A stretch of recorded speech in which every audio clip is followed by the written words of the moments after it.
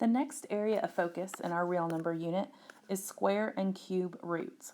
So we are going to evaluate square roots of perfect squares and cube roots of perfect cubes. The important thing to note is that this is the inverse of exponents. So you are familiar with exponents, and you know in math, every operation has an inverse operation. So this is the inverse of exponents. So a square root is a number which produces a specific product when multiplied by itself. For example, 7 is a square root of 49 because 7 times 7 is 49. Perfect squares are the product of a rational number multiplied by itself. So for example, in the last example I just said, 7 times 7 is 49. 49 is a perfect square because it's a product of 7 and 7. So the thing that you should have noticed is square roots and perfect squares always involve two numbers. Cube roots and perfect cubes then involve three numbers. So a cube root is a number that produces a specific product when multiplied by itself 3 times. So just like square roots, it's the specific product, but when multiplied 3 times instead of twice.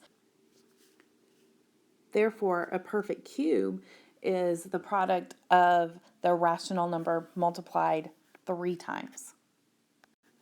So to recap that, square roots involve a product twice and cube roots involve a product 3 times. Other pertinent vocabulary is radicand and radical. The radical is the symbol that means the square root, or if it has a 3, that means the cube root, or if it has a 4, that means the fourth root, and so on. And then the radicand is the number under the radical symbol. It could also be a variable. To better understand squares and cubes, you need to know what the perfect squares and perfect cubes are. The best advice I can give is to create a chart for yourself or print one out that has the perfect squares up to 25 squared or so, and same for cubes. The more familiar you can become with these, the easier simplifying some of these expressions is going to be. So let's start with the perfect squares. The first example is already given for you. 1 squared means 1 times 1, which is 1, which also means that 1 is the first perfect square. 2 squared means 2 times 2, which is 4. So 4 is the next perfect square. 3 squared is 3 times 3, which equals 9. 9 is the next perfect square. Now is a good time to remind you that squared, 2 squared, 3 squared, or to the second power does not mean the base, the 1, 2, or 3, times 2. It means that number multiplied by itself 2 times. Multiplication is thought of as repeated addition. Exponents are thought of as repeated multiplication. So the most common mistakes on these, especially perfect squares, is multiplying your base times the exponent. That is not the case. 4 squared does not mean 4 times 2. It means 4 multiplied by itself twice. So 4 times 4 is 16. 5 times 5 is 25. 6 times 6 is 36. 7 times 7 is 49. And 8 times 8 is 64. So the first 8 perfect squares are 1, 4, 9, 16, 25, 36, 49, and 64. And again, it would probably benefit you to create a table of perfect squares or print one out. Perfect cubes, again, mean the number multiplied by itself 3 times. So 1 cubed is 1 times 1 times 1, which is 1. 2 cubed does not mean 2 times 3. It means 2 times itself 3 times. 2 times 2 times 2. So you do 2 times 2 first. That's 4 times 2 is 8. 3 times 3 is 9 times 3 is 27. 4 times 4 is 16 times 4 is 64.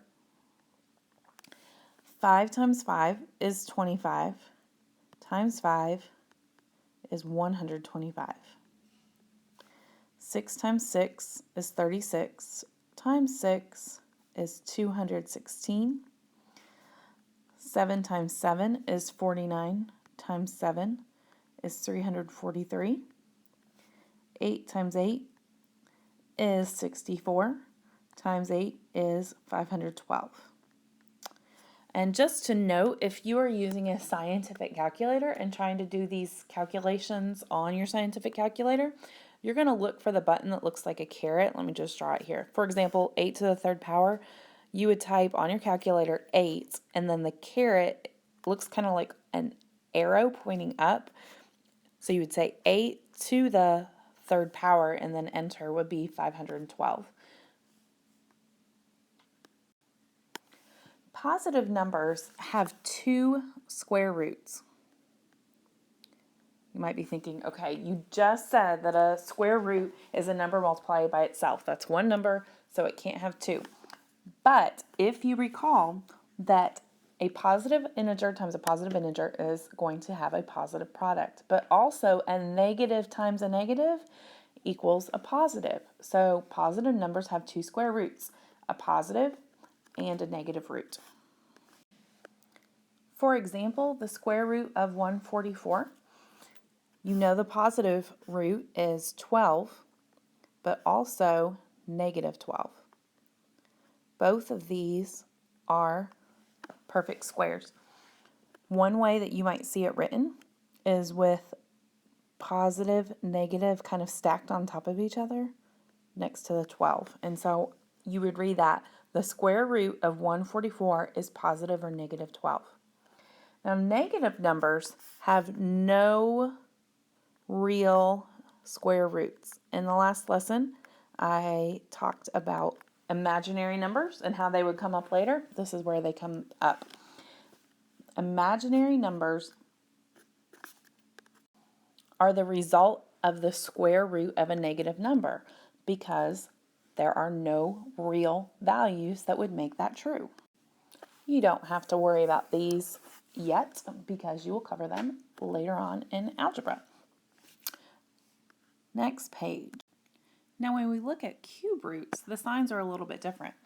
I want to look at the example first, the cube root of 1,000. We know that 10 times 10 is 100, times 10 is 1,000. So you know that positive 10 times positive 10 times positive 10 is going to be positive 1,000. Therefore, the cube root of 1,000 is positive 10. But when we did the square roots, we said they had 2 roots, positive 10 and then negative 10. But look at this example. If I did negative 10 times negative 10 times negative 10, a negative times a negative is a positive. So negative 10 times negative 10 would give me positive 100 times negative 10 would give me negative 1,000. So positive numbers have only positive cube roots because the product of an odd number of integers, in this case 3 integers, will have the same sign as the factors. So if you have positive, positive, positive, your answer, your product is going to be positive. If you have negative, negative, negative, then your answer is going to be negative. So the same logic will hold true. The cube root of negative 1,000, we just said that, is negative 10 times negative 10 times negative 10. So negative numbers have negative cube roots because the product of 3 negative factors is negative. Now I want to take a second and point out a common mistake. We already said that the square root of a negative number, the square root of a negative number is imaginary. And again, you're not really going to be working with those right now, but just know that it exists, that you cannot have a real number solution.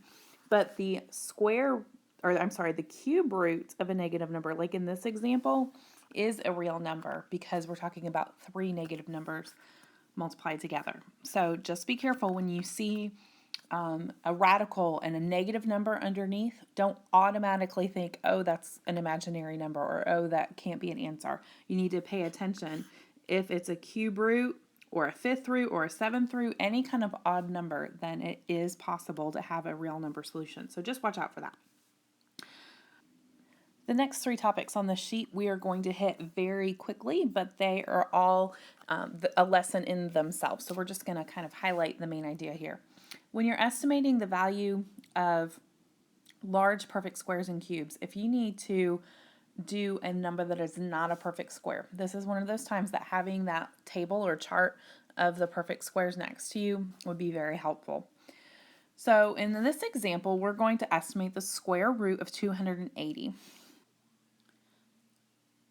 I know that 280 is in between the two perfect squares 256 and 289. And I can use my table of perfect squares to figure that out. So 280 is going to be, the square root of 280 is going to be in between the square root of 256 and the square root of 289. The square root of 256 is 16, and the square root of 289 is 17. Therefore, the square root of 280 is in between 16 and 17. If I draw this on a number line, and I just put 16 here and 17 here, and I'm going to put 16.5, just a tick mark for that in the middle. So this is 256, and this is 289. That halfway in between is going to be about 272, 273. So I'm just finding the midpoint between those two. So I know that 280 is going to be between 273, let me put my little radical there, between 273 and 289. So I'm just approximating that location. So it's about 16 point, let's say 7. It's halfway in between. So I know it's going to be 16 point something because it's greater than 16, but it's going to be less than 17. And again, there's a lot more practice that you can do with that. That's a lesson in itself. Same thing with simplifying square roots. Another way that you can simplify them and not approximate them, but to have an exact answer, is to rewrite the radicand as the product of the largest perfect square and whatever the other factor is, and then simplify. This is another time that having that perfect square table or chart next to you would be handy. So if I look at 150, I can break 150 up into 25 times 6. And 25 is a perfect square. So the square root of 25 is 5. So 5 times the square root of 6 would be an exact answer, not an approximate. And then the last thing that we're going to touch on very briefly is solving equations with roots. So for these, you're just doing the inverse, just like any other rule for solving equations. If it's addition, you subtract. If it's subtraction, you add. If it's multiplication, you divide. If it's division, you multiply. So if it's x squared, you're going to do the square root. So take the square root of both sides, and when you take the square root of something squared, those cancel out, so you can kind of cross them out so that you know they cancel out, so that you get x is the square root of 25. And you might even want to say that it is 5 or negative 5, because we know that negative 5 would also make that true. Same thing for cube roots. If it's x cubed equals 729, then taking the cube root of something cubed cancels those out.